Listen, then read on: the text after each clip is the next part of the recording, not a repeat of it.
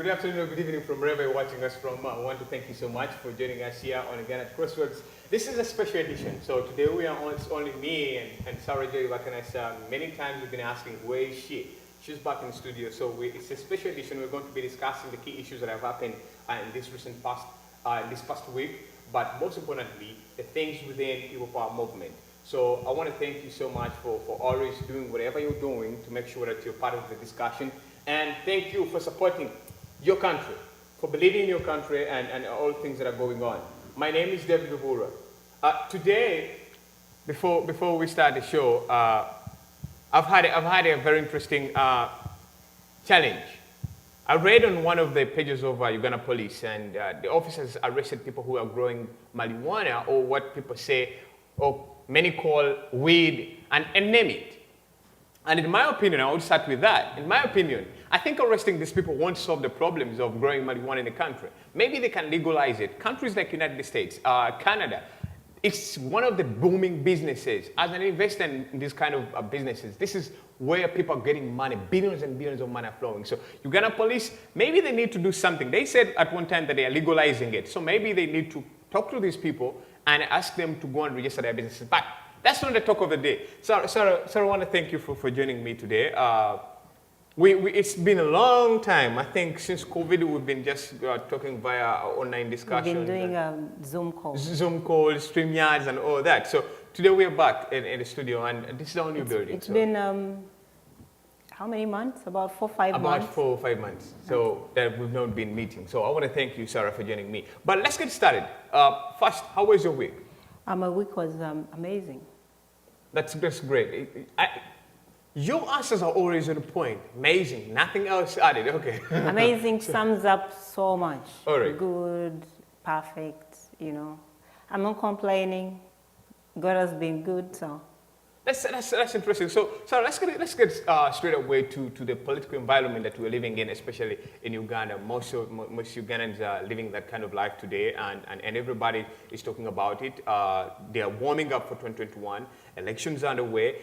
People are crossing from one party to another. Like everything is changing all of a sudden. People who used to be strong diehards of one political party are now moving to a new political party, and those who are once in a new political party are going to other political parties. But let's get started. Let's look at this week. This week, you guys in People Power have celebrated the Patriots Day, August 13th, looking at the number of people who have been killed by Uganda Police and the other officers or security agencies in the country. What does that represent? What significance does it give to you, members of People Power organization, and to the rest of Ugandans? First of all, I must introduce myself. My name is Sarah Joy, and I'm an activist. I definitely am in for change. I want to see a better Uganda at any cost. So, and I'm greeting our viewers from East Coast, West Coast, and those watching us from different parts of the world, Uganda, wherever you are, and you want change and want to see things get better in Uganda, you're most welcome.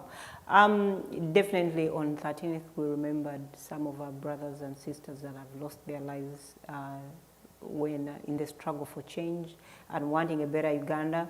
And I think it's important we keep commemorating them and remembering why. I think it keeps reminding us that the struggle is real, and again, remembering them, praying for them because their lives were taken.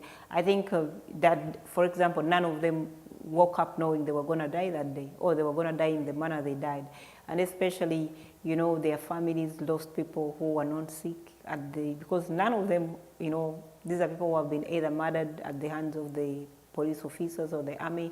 So it is very important we keep remembering these people, because even in the new government, these are people I think if you look at it, we are going to end up with the 13th August as the Heroes' Day, or a day where we remember our comrades. Because it's the same day when Honorable Chagulanyi was arrested in Arua. So it encompasses so many people. Some of them are still alive, the likes of Zake, the likes of Honorable Chagulanyi, and a number of them who have managed, to still survive the hands of the dictator, but still we have to remember and pray for those who are still alive, and remember and ask God to be merciful to those that have departed. All right, so sounds good, Sarah. You know, everyone is talking about it. I'm one person who has just been following, just as, you know, a media personality to make sure that information gets out there. But this is very important that I want to know the young girls who have lost their lives. Do you, as People Power Organization, do you follow up on their families? How Exactly, things are? exactly. We have teams on ground that check on these people, especially to make sure that in case they have any needs or they have, and I know so many Ugandans in the diaspora have contributed to these families to help them in one way or another. It is tough that everyone is trying to do whatever they can to make everything, you know, work out and possible, because Uganda, the situation in Uganda is tough. And I would say all over the world right now, because of COVID-19, so many people are not doing well financially, but I think everyone is trying in the best way they can to make sure that these families are helped in one way or another. So sure, let's get back to it. The country today is facing a very great challenge in the political environment. Many politicians are crossing from one political party to another.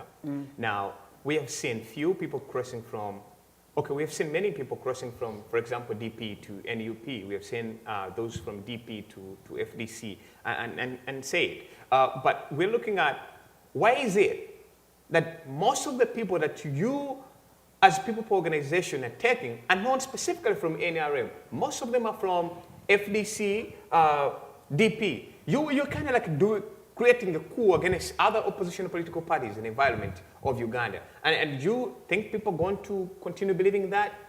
One of the things our viewers must understand, and people who are listening to us, is when you look at some of these political parties, I must say, for example, if you have UPC Akena handed it over to Museveni a long time ago, and people like it or not, Mao sort of DP to Museveni.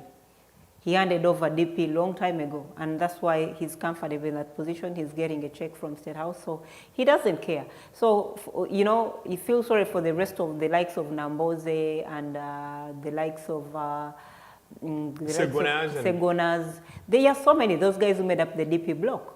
They were left out because if you look at, I've been following up what is happening in DP, almost 16 positions are vacant. People were suspended, you know, for example, Honorable Nambozo was suspended for 3 months over whatever was an issue, but it's been over 3 years. So basically, when you look at the internal democracies of DP had already been disgruntled. So many of these people were left. Basically, DP is being run by Mao and his deputy. So many people were left out. So don't blame them. And I guess over time, this is not, because this is not just start of this year. If you follow what has been happening, and I think one of the people who really loved DP at heart and has been largely disappointed is Honorable Namboze. So from last year, you would see even her postings, they would put out their... Fighting between pumpkins and watermelons? Yes, and then you hear their president, the way he used to disgrace them publicly and call them all kinds of names or call them Mome and all that. But I think for Mao, as an individual, he's really comfortable in the place where he is, so he doesn't care about the rest. Just like you see, Akena is comfortable. But so, you're kind of creating a coup against other political opposition. So in an environment, and Museveni was very clear when he said that by 2021 there will be no opposition. He wasn't joking about that. He knew exactly what he was doing, and he knew exactly who he was going to tap into. So he tapped into... Let me ask you, sorry, this, before you actually give me your answer. So are you trying to say that President Museveni is now working behind Honorable Robert Chagulanyi's camp to dismantle all these Honorable Chagulanyi is the only opposition President Museveni has right now. They've never been together. He has never worked for him. They are not friends. There is nothing about them, you know? There is nothing about them. So why not get people from NRM and maybe these other political organizations are created to NRM and bring them to people power. One of the But things instead you people go must to understand, different- these MPs having been disgruntled and felt they were left out, they needed a home. So when they needed a home, the best home you would offer them was... NUP? No, but by then no one knew NUP was coming, apart from the very closest insiders, because, you know, transferring MUP from the previous party, it took a lot of time, and there was, you know, back and forth, lawyers, electoral commission.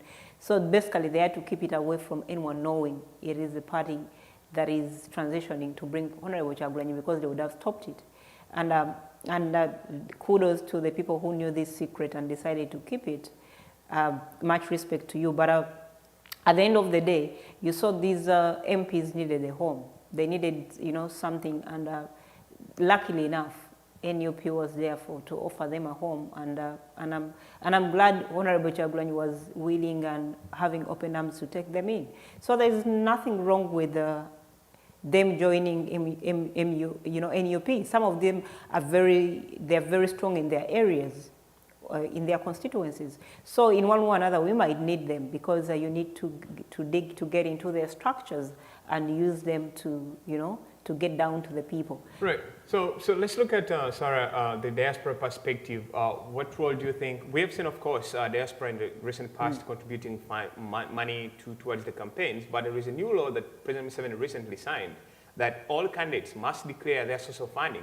And in the same constitution of Uganda, it says we don't have to get foreign funds. So how is NUP going to handle that? And how are you guys in the diaspora going to clearly solve that issue that is almost coming up soon? We'll keep sending money. President Museveni, he's using taxpayers' money to conduct his campaigns. He has no source of income. Because tell me, what activities does the NRM do to bring in income? They don't have any activities. They have members of parliament. I think this is the biggest. Even if they have members even if they have members of parliament, they have the most greedy lot that would not even want to take away 1 shilling from what they have. But they have billions and billions of money assigned to them to go to their political parties based on the numbers they have. So NRM has a very straightforward source of funding from it is not Parliament enough. of Uganda. If it was enough, where does, you know, if it is not enough. It is not enough to run Museveni's campaign, to run the handouts he has to give, to run the bribes he has to give, to run buying of people. Because ask yourself, the money he's using to buy people, where is he get from? Does he have private money? Why doesn't he show us his source of income for the money? Because if he's buying off people using his own money, he should be able to show Ugandans that this is my income I'm using to buy off opposition opponents. There's a new law that he signed that all laws in Uganda don't their work. Laws in Uganda, because he's doing that in his favor, but laws in Uganda, you know, he can sign anything he wants, but laws in Uganda, because he's the same person who has been, you know, trampling on some of these laws. But to go back briefly, you asked me that why don't we fish from the NRM camp? And I put up a post and said, and I talked about it, that us fishing from the NRM camp, it is like fishing rotten fish. So you mean we need to replace them with fresh blood.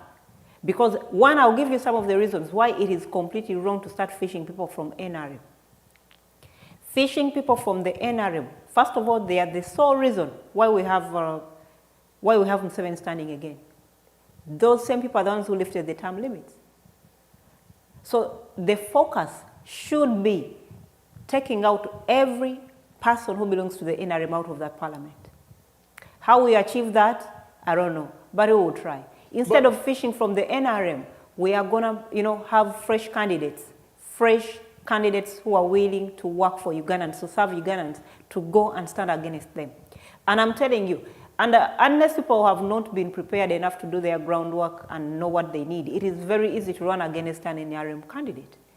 But when you look at all the key positions in the country, and especially in the central part of the country, you have Shamim Malende, you have Stena Nyanzi versus Nabila Nagai, just in case she comes back. She's not, but just in case. That is opposition.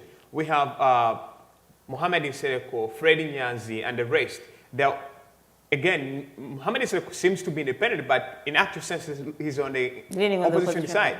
So all these individuals, why not go on attack those positions that are being held by NRM. But now, right now, we see almost every NUP member is fighting against the same position. One of the things you must understand, especially Kampala alone as a stronghold, Kampala is more of an opposition stronghold. So you may not find a lot of MPs from the ruling party, but I know there are areas that have MPs from the ruling party, especially even in Buganda or the central region. But one of the things, in fact, someone asked me that, and I'm like, you know what? Honorable Kyagulanyi has kept surprising us all the time because everything he keeps unveiling, people don't see it coming. That's why you see it trends and causes a stampede all over social media and everywhere, and it keeps people talking. The conversation keeps going. I know definitely there will be, maybe soon they're going to be, because one of the things you must know, Honorable Kyagulanyi has been working with people like JEMA, like Basari. This is a small organization. Yeah, but Basari is the president of JEMA. I know it will be hard for him to join NUP, but those are the alliances you're going to see. Maybe it's the next unveiling, where he's going to work with certain people for alliances, especially poor, stronger in certain areas, and they need them to stay there. So those alliances are going to happen. And at the same time, the other thing you're going to see, you're going to start seeing members from you're going to start seeing people being unveiled who are going to stand in different positions, especially where they are candidates of NRM. That's why, in fact, today morning or yesterday, I was of the view, because I saw Lukwago picking up forms for DP, no, for FDC, for the mayor of Kampala, because there was a lot of contention. And that's where I was going. Yeah. I wanted to ask you now, NUP, you have Jose Chameleon is a very strong diehard of NUP, at least as per what we know today. And then you have Elias Lukwago, strong member of FDC. Both are from opposition. They're very strong, each in their own capacity. And now you're going to be fighting against each other. So what are the chances? In fact, I put up a post, and I think yesterday I talked about it a little bit, and I said, if you have Lukwago and Chameleon in one place, you're going to lose one. And the incumbency of Lukwago in Kampala, Chameleon, to be honest, Chameleon cannot win Lukwago in Kampala with his incumbency. And that's why my suggestion was, Chameleon, his home is in his village is in Mityana. And if you notice, maybe from last year, when Chameleon started showing interest in politics, he wanted to go and stand in Mityana. I don't know what made him change his mind. But there's Mityana North where you have Chiwanda. Chameleon can easily upseat out, take out Chiwanda. Sorry, that's the kind of... And I know those negotiations are going to happen, start coming up, because you do not, I know it doesn't make sense, opposition and opposition running against each other. There must be, people should be able to sit on a round table and have some compromises. But that's kind of like the same talk we had last time before Bobi Wine joined politics. We're like, no, Bobi Wine is not going to win this election for Chad East. He's not going to do anything. And before you know, Bobi Wine became a member of parliament. Today, he's a star in politics. He's not to believe in himself as a politician. Now he recognizes that he's a politician, at the same time a leader, according to him. Why not Chameleon for this case of Kampala? You see, Kampala, the voters of Kampala, the electorate are politically savvy. They understand politics. They cannot easily, because you would say, oh, Chameleon would ride on the fact that he's popular, he's a musician. Those are things that don't work for the people of Kampala. Kampala people need more because they are politically mature. They are not, when you compare the maturity of voters, electorate in Kampala to the electorate in the villages, you can't put them on the same scale.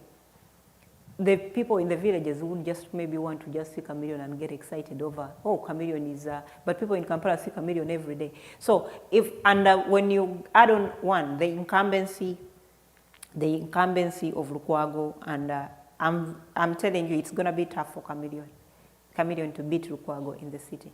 I'm telling you. I'm NUP, and I'm happy to see, because you have FDC. You fighting, opposition is fighting against each other. Yes, that's why I'm telling you, is that to have Lukwago and Chameleon in the city fighting for mayor, I would rather have Chameleon going to Mityana North to unseat Chiwanda, and Chameleon can easily unseat Chiwanda in Mityana North. But he's not a resident of Mityana North, so do you really think that... He is. That's his village. That's where he comes from. His village is in Mityana North. And Chameleon, he doesn't have, because that's where he was born. That's why he was born. He can easily, and I'm telling you, he can easily sway off the voters in Mityana North, because I know definitely Rwanda has not done much, and there's a lot to beat the likes of Rwanda. So yeah, sorry, that's good. But let's go. Okay, let me take you back a little bit into your camp again. One, we have seen all these new members joining NUP, the Medal Segunas, in Betinambos. These are formidable forces that came into your organization. But there are people in the organization who are also vying for the same seats that these guys are going to be vying for. How do you think that's going to be solved? Because that's the confusion I'm talking about. You know, it is going to come down to one thing. And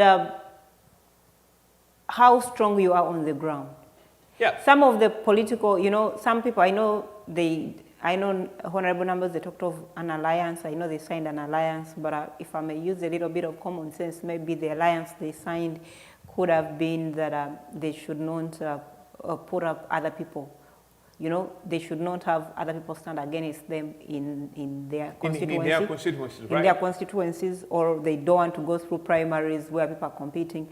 But at the same time, one thing you must know is it is going to come down to who is strong on the ground. Because if, for example, if I'm not nominated on the NUP card and you give Namboza, and Namboza has not been doing a good job, I might come up as an independent and sit her. So it's going to come, it is going to come down on to who is strong on the ground. I know definitely, I've seen in Kawempe North where you have Bashir and you have Roy. Yeah, exactly. This, you know, you have Roy, you have Bashir. But when I look at also the current member of parliament there is also coming back, I'm sure, in the same position. Yeah, but the current member of parliament, basically, at a certain point he used to stand with the people, and then when he was shown, you know, an envelope, Munyagwa lost it on ground. He's no longer strong on ground. That's why I'm telling you, areas of Kampala, these are areas where people are politically savvy. They cannot just be swayed away. You have to be consistent.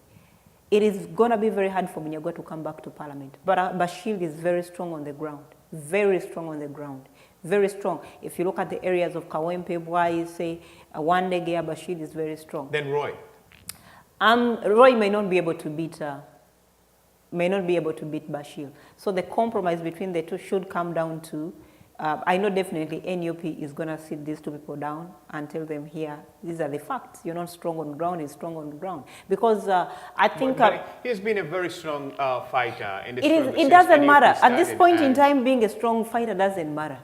Because this is not, and this is always what I tell people, being around Kyagulanyi is not enough for you to go to parliament. So if your strategy was standing around Kyagulanyi and thinking it's going to take you to parliament, because Kyagulanyi has his own race to run as well. He's going to be campaigning for presidency. If maybe Kyagulanyi was not going to run for presidency, maybe he would have used the time to campaign for all these other individuals to see them come to parliament. So if you've spent most of your time around Kyagulanyi without getting involved and doing what is work on the ground, then you can't blame him. Already, anyone who is going to stand and has on the NUP ticket has already that. The added advantage is Honorable Kyagulanyi as a brand. So now, the other question is, what have you done? How strong are you on the ground? What have been your contributions? If you, for example, for the newcomers that are coming in, how have you set up yourself on the ground, you know? So all those things are going to weigh in. So it is not just a matter of, I've been around Honorable Kyagulanyi, and I'm very sure Honorable Kyagulanyi is very smart. He's not going to just allow people coming in just because they've been around him. And if that's a strategy for some people, that is wrong. All right, sorry, let's get into, I never wanted to really discuss, but because it's one-on-one, you know, we're going to dig deep into a number of things here and there. Let's look at the issue of Eddie Kenzo's statement. I'm not going to go into his drama, but I'm looking at him putting a statement that is in line with somehow people are praising Honorable Robert Kyagulanyi as a new god, like what Museveni used to experience in life, that everybody was like, oh, Museveni is our father, is our good father, is our everything. You cannot go against him, you cannot do anything. When I'm picking at that idea of Eddie Kenzo saying, well, Bobby Wine is like any other human being.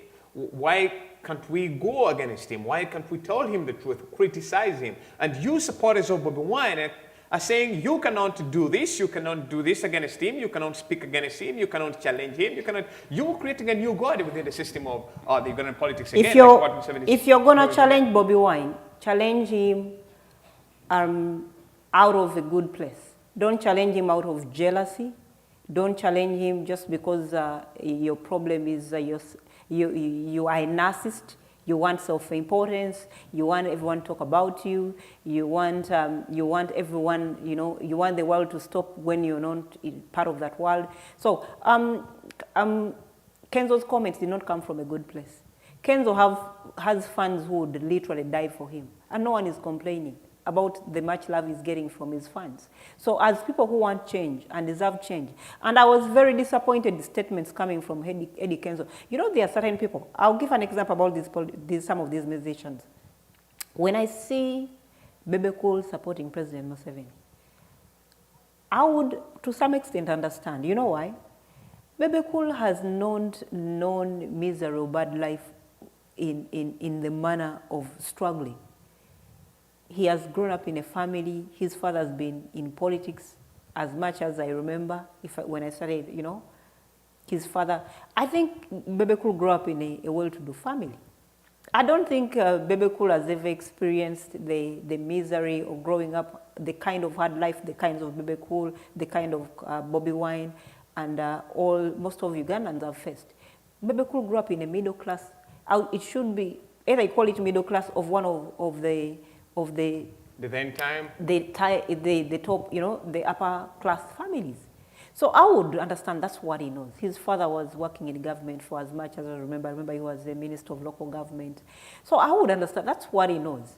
So maybe Bebe Cool does not resonate very well when you talk about the plight of people, having 1 meal a day or having the likes of Bebe Cool, I'm sure they had bread for breakfast with butter. But do you sorry, so I want to take you back. Do you agree that what he said was right, that you guys are creating no one is creating a new God. I'll tell you, when Obama was standing, Americans praised, even up to this time. Sometimes Trump does not agree with Obama, or he has that thing for Obama, but people still have love for Obama. In fact, if America was like African countries where you open up terms for people would vote again for Obama. So people just love him. And for us people who are Honorable Kyagulanyi being in the vehicle for change, we are going to protect him from all these other people. Because just like I've told you, Kenzo has fans also who look at him like a god, if you want to call that, fans who really love him for his music and whatsoever.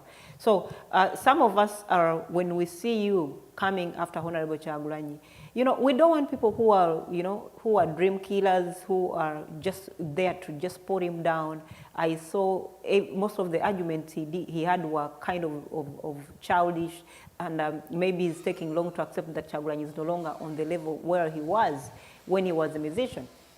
So in that situation, we are not going to allow the likes of Kenzo to start dragging Kyagulanyi. We are basically defending Kenzo. No one is paying us. We are basically defending Bobby Wine at no pay. No one is paying us. And we are doing this out of love because we need change. Most of the people you see, someone was even telling me, you guys, does Bobby Wine pay you? He doesn't want to pay me. The fact that I want to say better Uganda, the fact that I've experienced what it means to live where leaders work for their people, I would love to see a better Uganda. And a better Uganda is not going to come with himself. Just imagine if all of us were pulling down Kyagulanyi all the time. He would have lost. We've boosted his morale, his confidence, It is a team, and we're not going to stop. So if Kenzo really wants to be also that other God, he better start standing with the people. But you're not going to stand with a dictator. He went to State House, he was given a car. He was given that car, whatever it is, the TX, and he was given 4 policemen. I'm telling you this, these are facts. To protect him. To protect him. If Uganda is peaceful, just like Kenzo says, Why does he need 4 policemen? What is he protecting himself from? Who are do we have rebels in Uganda that are going to kill Kenzo? Why does he need 4 policemen who are using taxpayers' money? We are paying them with taxpayers' money, and 4 policemen are given to Kenzo as an individual. Kenzo was given paid rent in those Mistil apartments for a year. So this kind of being wasteful, and I think the problem with Kenzo, he thought he was smart enough that he's going to have one leg here and one leg there. He thought he would play both sides. You cannot. So definitely, Osam Seven is not going to let you play him, because he knows there are people who go receive money from him, and then they come on the other side, and they don't want to admit they're working for him, and they don't want to show. They want also the love from the people. So they're not certain of where they fall. So, like I said to our viewers, that this is an open discussion between me and Sarah. We're going to go back and forth on a number of key issues. Let me ask you this. You guys in People Power are so confident. I mean, I know you're not the spokesperson of People Power Movement or the NUP, but I know that you are so confident among other supporters of People Power that 2021 you're going to win. Aren't you scared of Museveni? He hasn't said much, but his movements, his steps are showing that he's going to win again. No, Museveni has lost in so many elections. I think for the last 2-3 elections, President Museveni has been losing. So we can't be scared, and nothing is impossible. I'm a believer. When President Obama was coming on, no one knew that a black man would win for the first time and be President of America. No one. But Obama believed in himself. You remember the slogan, "Yes, we can." And then, yes, we had the first, he went into history as the first black president, So we have to be positive, because when you see, if at this point in time, and I've been asking people who are on the paycheck of President Museveni, or people who he has bought, first of all, they spend a lot of time.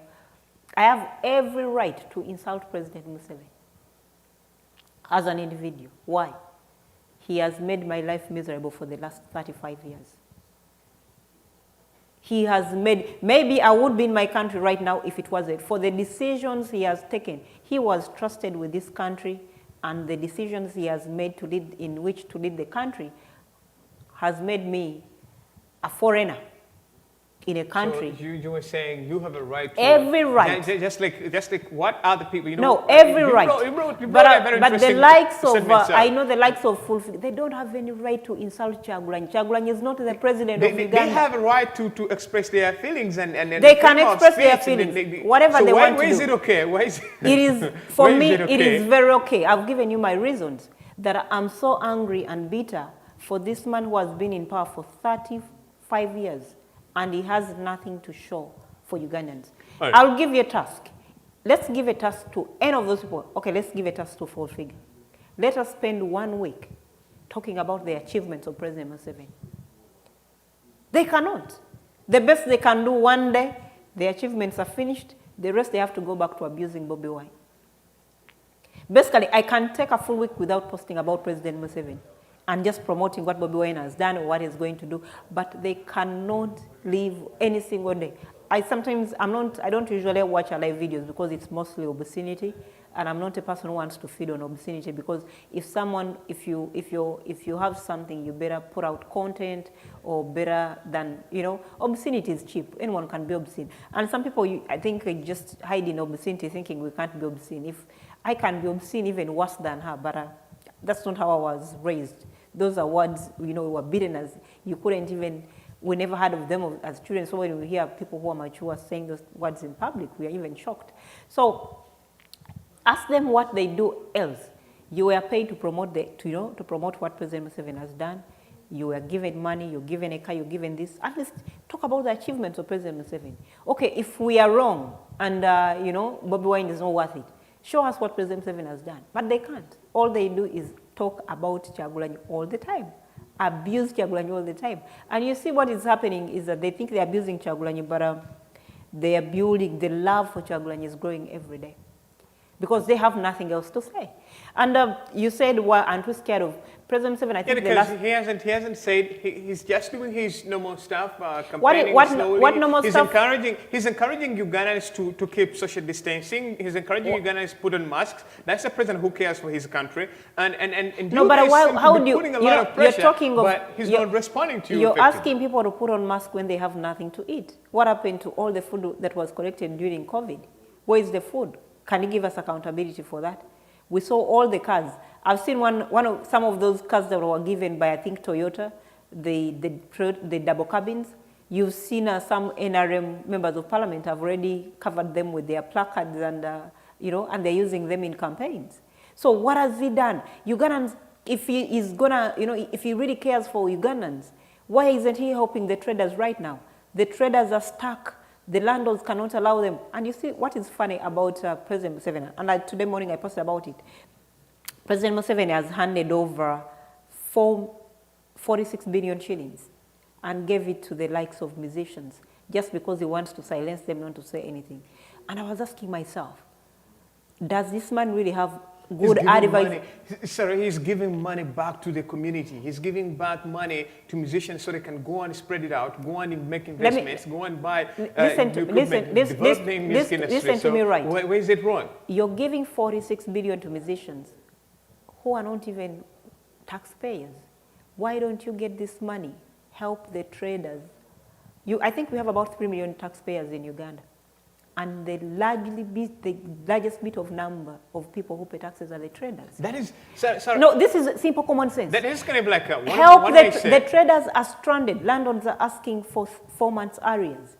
Why don't you clear the 4 months arrears for the traders and give them a head start? With all this money you're giving out, these traders have associations like Casita and all that. Engage, the associations and give traders interest-free loans for this, and they have to pay back maybe in 6 months. Musicians are part of Ugandans, right? They can be part of Ugandans, but I'm asking, when it comes to the GDP and taxes, how much do they contribute?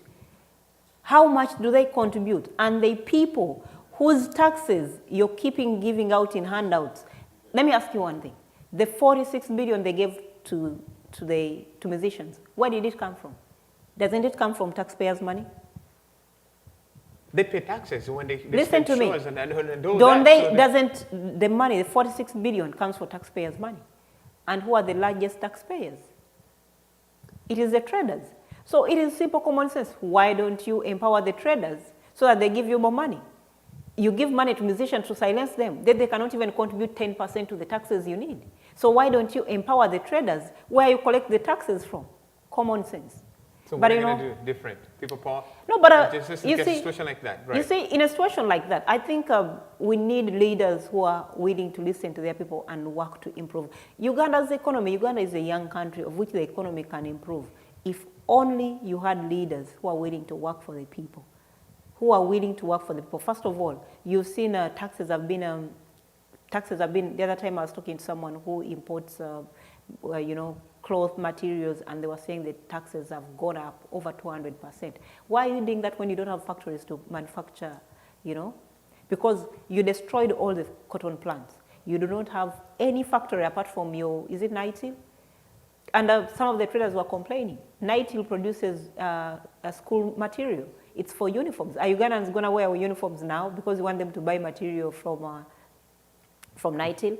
Some of the materials people buy from abroad, some are silk, some are what. If you've not built factories where people can buy these materials, then why are you imposing all these exorbitant taxes to stop people from importing?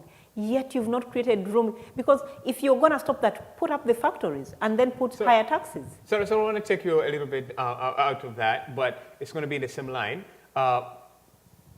Recently, I saw ambassadors from European Union coming to to the People Power or to the NUP headquarters, and it's spread everywhere on social media, mainstream media. What impact does that create? Aren't we seeing the same Museveni thing that when he was coming in, Europeans came up and all that, and before everything has been sold to the Europeans. So what are you as a People Power organization going to do different?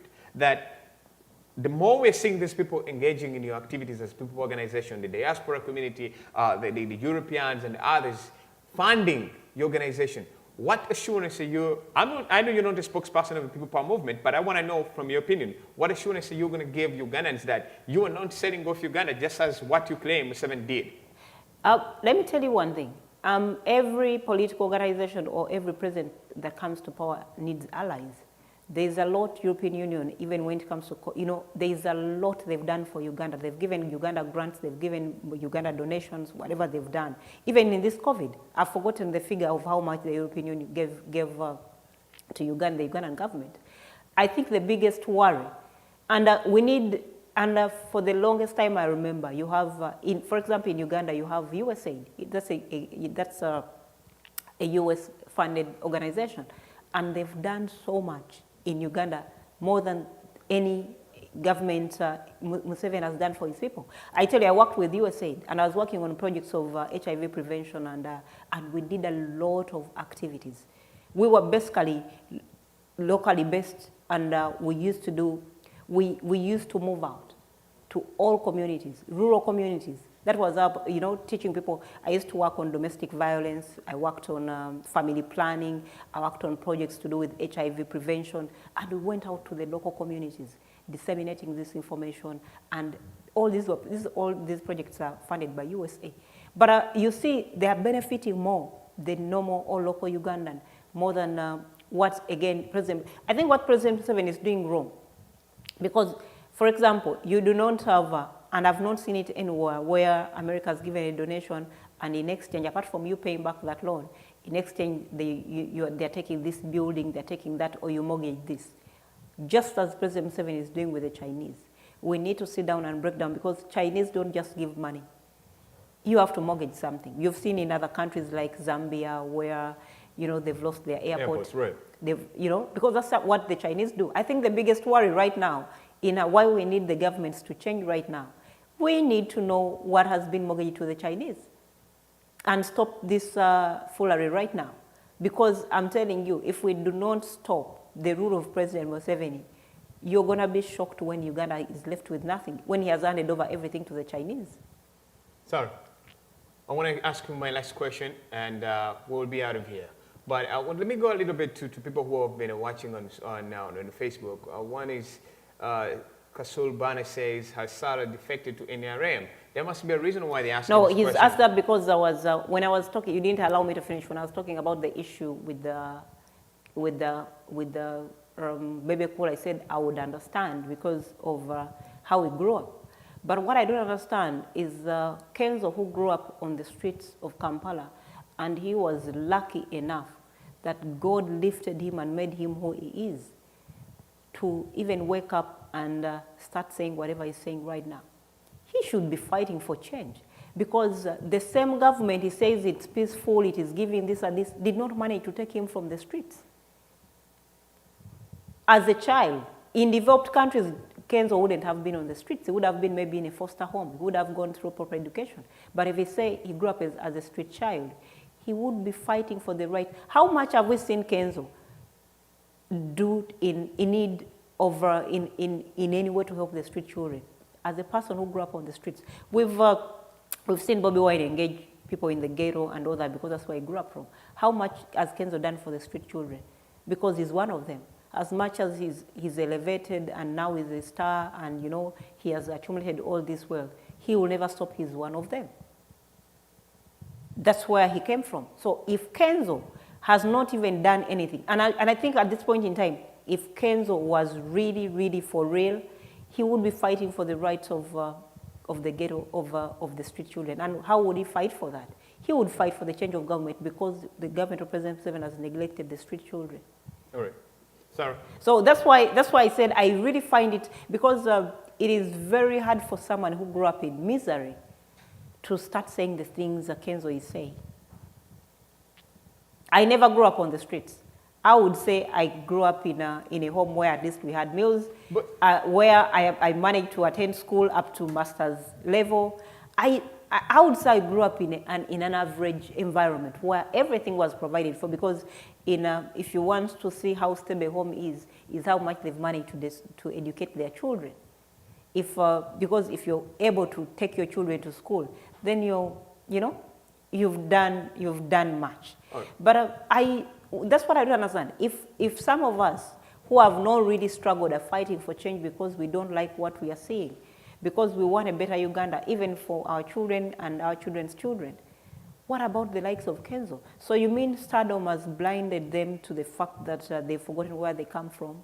All right, Sarah cannot go. We are far from here, but I want to thank you so much for this special edition. I think we're going to do more of these to have a very better understanding. I know there are many questions that have come in, but we have run out of time, and I want to thank you, our viewers.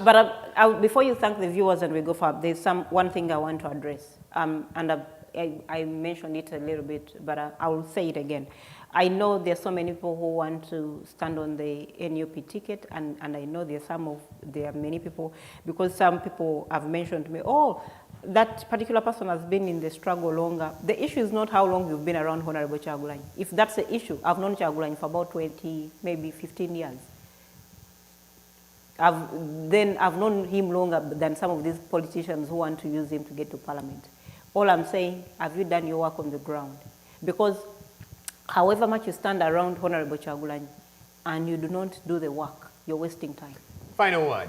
So I'm encouraging all people who want to stand, especially I've seen you have positions where 2 NUP members are standing against each other. That's where the discussion was. If you know you're weak on ground, if you know you've not done anything for the people, if you know you're not going to deliver, don't waste our time. Give me your opinion. Let's take the strongest people in parliament. And for people who are really strong and you have 2 people in I liked what happened with Senyonyi, because I know Senyonyi, ever since he had ambitions to stand, he's been doing door-to-door mobilization in Nakawa. And I liked, I don't know how much the former, I don't know if it was the mayor. Yes, I don't know how strong he is on the ground, but I like the fact that they came up with a consensus and you know, and divided and said, you go to this area and go to this area. Right. So it's going to work. But at the same time, I know there are people who are going to be hurt because they think being around Honorable Kyagulanyi is enough to take them to parliament, but it is going to come to, and I'm open to tell you, I'm not going to support anyone, even if you're NUP, if you're weak. You're not going to waste our time. My final question. Yes. Is today's this discussion that was on one of Uganda's local media networks, Next Media, part of NBS. Where do you see, now give me your it's a yes or no. Where do you see Freddie Nyanzi versus, for example, Mohamed Nsereko? One is NUP, one is independent. We're going to take out the NRM and the others, but let's focus on these 2 individuals. Where do you see the two individuals, one winning or not? Nyanzi, and I love Nyanzi, and I love my NUP people, but the upper hand Nsereko has on Nyanzi is the incumbency. And COVID has really helped Nsereko a lot. You see, when this COVID situation started, I think Nsereko saw it as an opportunity to refresh himself with the people of Kampala, especially knowing that, you know, this is the time to stand with the people, especially in this moment where traders are suffering. So in that department, he has done a lot. I've seen him engaging. So you're agreeing that? No, he has, I'll tell you, politics is strategy. Politics, especially when you're nearing an election, is strategy. And just like I'm telling you that COVID has exposed the government of President Museveni a lot. And any person who is going to stand in any position, especially where the NRM candidates are, it is, unless you've not been doing good groundwork, it is easy to take out the NRM people because, first of all, during this COVID, I'll tell you one thing. During this COVID, despite the 20 million they gave to each other, they got another 40 million. They met at Katikati and got a 40 million. So it is very easy to dislodge with facts any person from the NRM and tell people these people only care about themselves. They've gone to parliament to feed themselves. They don't care about the electorate. And I know most of them have not been back to the people. They are either running back or they think giving handouts are going to save them. But I think Ugandans, because if you go to any community and give people 500, 5,000, it's no longer, what can 5,000 buy right now? It can't. I love... where do you see Freddie Nyanzi and Mohamed? He has, to be honest, he has a lot of work to do. And I've told you that Nsereko has built, he used the COVID as strategy, and he's been positioning himself in terms of how to see, you know, he was under the campaigns, Open Kampala City, you know, now I've seen him with the traders asking for landlords, you know, to be lenient to the traders. You're so technically saying that Fred Nyanzi is going to lose to... No, I'm not saying that. That's an upper hand. So Nyanzi needs to come up with a better strategy. You know, Nseleko is enjoying two things, the incumbency. He knows Kampala, he knows his people, he knows the corners, he knows where he's strong or not when it comes to the electorate. He knows where people are going to vote him or not.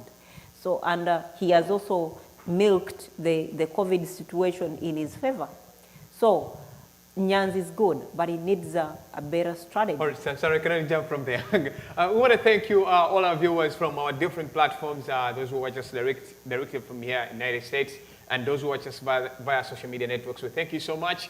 My name is David Lubuurwa. This was Uganda Crossroads Special Edition between me and Sarah Joy Bakanasa. She's a very strong advocate. She's not just a politician or engaged in politics, or many of you know her in her socialist part, but she's a great friend of mine. So Sarah, I want to thank you so much for joining me again. And to our viewers, we appreciate all the time you put in to watch our programs. Coming up next, Love, Sex and Money. But this is my final take. The country drives specifically on how you people want to see it in the next future. If you want to see the same thing as it is today, you want to see poor infrastructure, poor roads, poor education system, you're going to have the same in 2021. You're going to have the same even days after that. But if you choose to elect for the right leaders, right now we have had youth elections are going on. This is the right time for you as a politician, or even if you're a non-politician, but you wish good for your country, to choose, elect the best. Have a great week. See you next Saturday. Same time, same place. Bye.